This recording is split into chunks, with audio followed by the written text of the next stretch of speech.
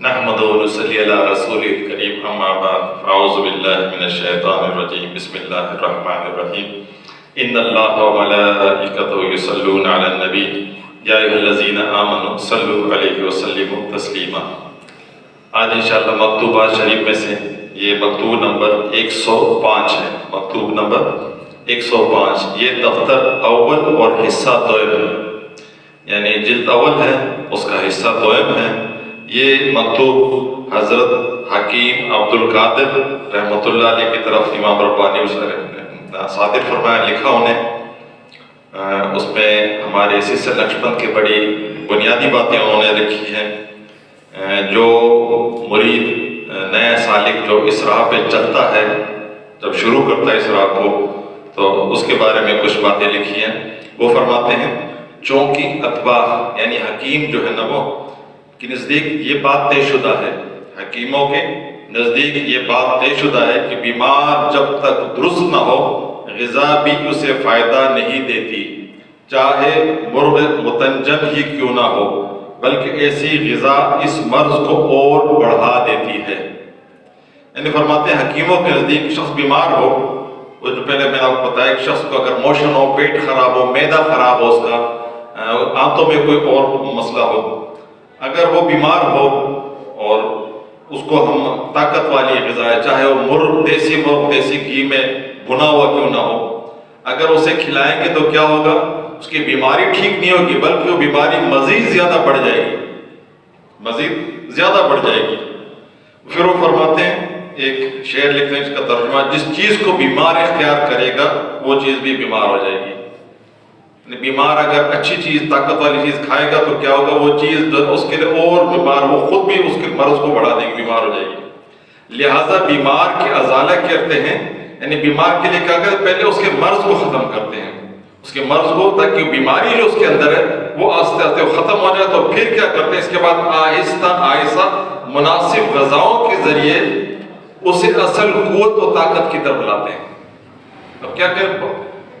جو آپ آتے ہیں اللہ کی ولیوں کے پاس، وہ آپ کے باطن کو دیکھتے ہیں، جس کو اللہ پاک نے نگاہ، جس کے لیے امام ربانی فرماتے ہیں کہ مرشد کامل اور مکمل ہو، کامل اور مکمل ہو، کامل میں ہو یعنی اس منزل تک پہنچا ہو، مکمل ہو دوسروں کو بھی پہنچا سکے، کامل ہو وہاں تک پہنچا ہو، مکمل دوسروں کو بھی وہاں تک پہنچانے کی صلاحیت رکھتا ہو۔ وہ تو کہتے ہیں کہ ایسا جب آپ اللہ کی ولیوں کے پاس آئے، جب وہ آپ کو نگاہ ڈالتے ہیں آپ پر، تو آپ کی ساری بیماریاں اس کے سامنے آ جاتی ہے کہ کون کون سے گناہ ہیں، غیبتیں، چغلی، حسد، کینہ، بغض، بد نگاہی، لڑکیوں کے ساتھ معاملہ، جو کچھ زنا، جو کچھ معاملات ہیں وہ دیکھ لیتے ہیں۔ پھر یہاں تک اللہ پاک نے ولیوں کو نگاہ دی ہوتی ہے کہ لوح محفوظ میں تمہارا جو کچھ لکھا تھا اس کو بھی دیکھ لیتے ہیں۔ ایسے ہی واقعہ حضرت سیدنا عبد القادر رحمۃ اللہ علیہ کے پاس ایک مرید، ایک شخص آیا اور ان کے ہاتھ میں بیعت کی۔ جب بیعت کی، رات کو چلا گیا، جب رات کو سویا تو 70 مرتبہ اس کو احتلام ہوا، ایک رات میں 70 مرتبہ احتلام ہوا، بڑا پریشان ہوا۔ دوسرے دن آیا حضرت کے پاس، غوث پاک رحمۃ اللہ علیہ کے پاس آیا، عرض کی، حضرت میں رات جو سوؤں پوری رات مجھے 70 مرتبہ احتلام ہوا ہے، بڑا پریشان ہوئی، کیا معاملہ تھا؟ تو جو غوث پاک رضی اللہ عنہ نے جو بات فرمائی بڑی، انہوں نے کہا جب تم میرے پاس آئے مرید ہوئے، میں نے لوح محفوظ میں تمہارا جو اعمال نامہ دیکھا تو میں نے دیکھا تمہارا 70 مرتبہ زنا کرنا تمہارا عمل لکھا ہوا تھا لوح محفوظ میں، کہ تم نے 70 مرتبہ زنا کرنا ہے۔ میں نے اللہ سے عرض کی، مولا اسی گناہ سے بچا دے، اللہ اسے گناہ سے، اللہ نے وہ زنا مٹا دی، اس کی جگہ پہ احتلام لکھ دیا۔ تو وہ گناہ جو تو نے کرنا تھا، زنا کرنا تھا، وہ احتلام میں اللہ پاک نے تیرا ختم کر دیا۔ اللہ اکبر، کیا شان اللہ پاک نے ولیوں کو عطا فرمائی۔ ایسے ہی جب مریض آتا ہے، مرید آتا ہے، وہ مرید بننے کے لیے، مرید بننے سے پہلے مریض ہوتا ہے، اس کے اندر مرض ہوتے ہیں، تو اللہ کے ولی کیا کرتے ہیں؟ اس مرضوں کو دور کرتے ہیں۔ ہم ظاہری طور پہ پیٹ خراب ہے، سر میں درد ہے، اس کو مرض سمجھتے ہیں، مگر یاد رکھو جب ہماری روح پہلے بیمار ہوتی تو پھر وہ بیماری ہمارے جسم پہ آتی ہے۔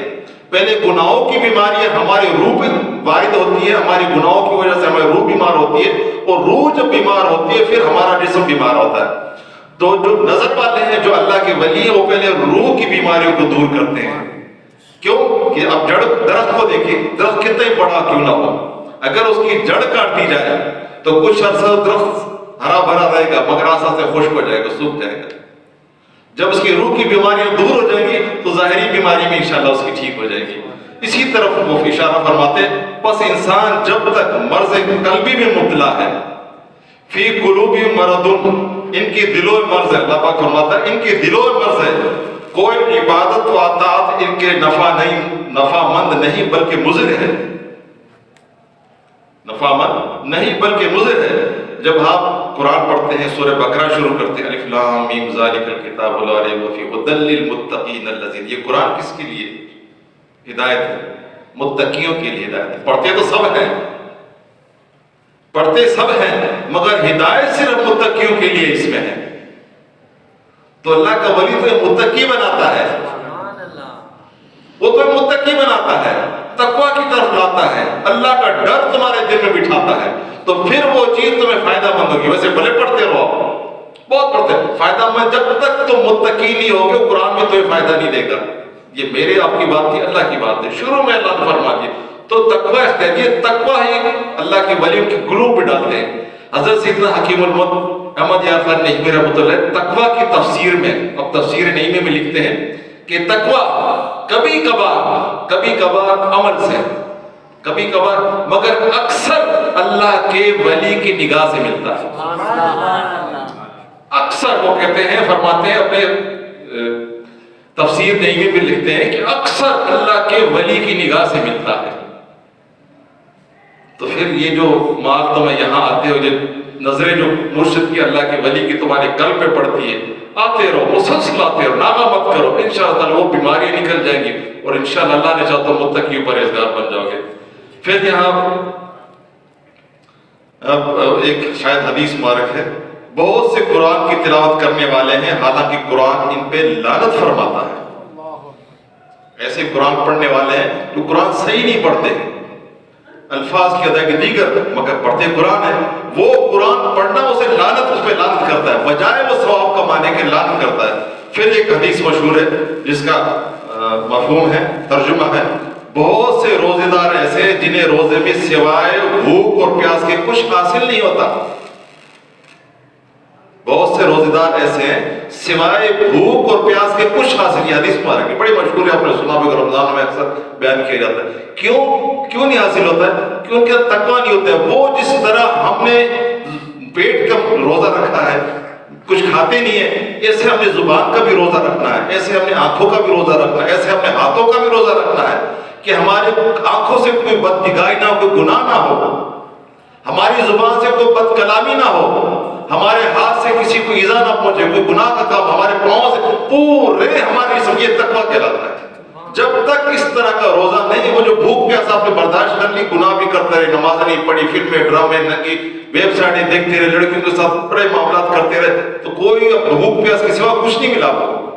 تو یہ بیماریاں ہیں ساری، تو اللہ کے ولی یہ بیماریاں نکالتے ہیں تاکہ وہ جو عمل کر رہے ہیں وہ تمہیں فائدہ دے، قوت دے تمہیں۔ وہ پھر فرماتے حدیث صحیح میں ہے، قلبی امراض کے حکیم مشائخ بھی پہلے مرض کے ازالے کا حکم دیتے ہیں، یعنی قلبی امراض کے جو حکیم ہے وہ کون مشائخ ہے اللہ کے ولی، وہ بھی یہی کام کرتے ہیں کہ پہلے وہ جو گناہوں کی بیماریاں اس کو نکالتے ہیں، یہی کرتے ہیں۔ اور مرض قلبی دل کے غیر خدا کے ساتھ گرفتار ہونے کا نام ہے، بڑی پیاری بات فرمائی۔ یہ دل ہمارا جو ہے غیر خدا کے ساتھ گرفتار، اب ہمیں اس کی سمجھ نہیں آتی کہ یہ دل ہمارا جو ہے نا غیر خدا نہیں، اللہ کو چھوڑ کے ہم دنیا کی طرف، بیوی بچے جو بھی آپ دنیا کے معاملات اٹھا کے دیکھ لیں، اگر دل ہمارا اس میں گرفتار ہے، ہمیں ٹینشن کاروبار کی لگی ہے، پیسے کی لگی ہے، پراپرٹی کی لگی ہے، زمینوں کی لگی ہے، بیوی کی لگی ہے، بچوں کا کیا ہوگا، بیوی بیماریاں، ہم اس میں لگے، ہم نے اس میں نمازیں بھی چھوڑ دی، دوسرے معاملات چھوڑ دیے۔ وہ کہتے ہیں یہ دل تمہارا اللہ کو چھوڑ کے تم نے غیر خدا پہ لگا دیا ہے، یہ گرفتار تمہارا اللہ کو چھوڑ کے دوسری چیز میں گرفتار ہو گیا، بلکہ غیر حق کے ساتھ گرفتاری اپنی ذات کے ساتھ گرفتاری ہے۔ غیر حق یہ تم نے اپنے آپ اپنے نفس کو وہاں گرفتار کر لیا، کیونکہ ہر شخص جو کچھ چاہتا ہے اپنی ذات کے لیے چاہتا ہے، سمجھ گئے؟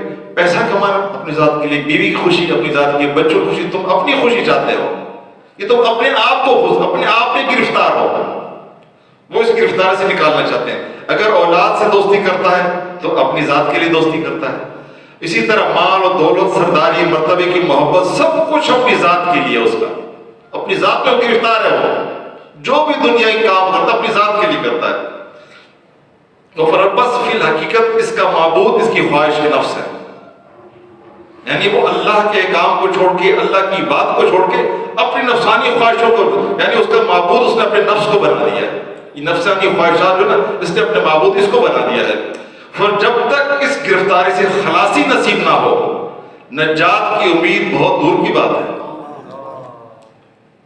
کہتے ہیں کہ تم چاہتے ہو کہ تمہاری نجات ہو آخرت میں، کس چیز سے؟ عذاب سے، قبر کا عذاب، سکرات کے عذاب، روز محشر کا عذاب، پھر جہنم کا عذاب، میزان کا عذاب، ان ساری چیزوں کہتے ہیں تم خلاصی تم چاہتے ہو۔ وہ کہتے ہیں کہ خلاصی نصیب ہو، یہ چاہتے ہو نا، وہ کہتے ہیں نجات کی امید بہت دور کی بات ہے۔ تم دنیا میں گرفتار ہو، دنیا کو، نفس کو تم نے خواہشات کو اپنا معبود بنا دیا اور چاہتے ہو کہ ہماری خلاصی ہو وہاں پہ۔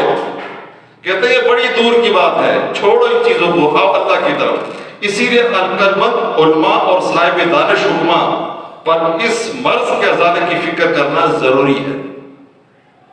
جو ہمارا دل اس مرض میں گرفتار ہے، دنیا کی طرف، خواہشات نفسانی کی طرف گرفتار ہے، تو اللہ کے ولی کیا کرتے ہیں؟ اس مرض کو دور کرتے ہیں، اس مرض کو نکالتے ہیں۔ بس وہ پھر یہاں فارسی کا ایک شعر لکھ کے اپنے کلام ختم کرتے ہیں مکتوب کو: درخانہ اگر کا صد یک حرف بس صد، یعنی اگر گھر میں کوئی ہے تو ایک کلمہ ہی اس کے لیے کافی ہے۔ گھر میں اگر کوئی موجود ہے نا، ایک آواز دے دو تو وہ سن لیتا ہے۔ اگر کسی کے در میں کوئی، دل میں کوئی شمع روشن ہے، یہ جو میں نے کلام کیا نا، یہ اس کے لیے کافی ہے، اس کی نجات، وہ عمل کے لیے اس کی کافی، زیادہ لمبی باتیں کرنے کی ضرورت نہیں، یہی کافی ہے اس کے لیے۔ اللہ ہمیں عمل کی توفیق عطا فرمائے۔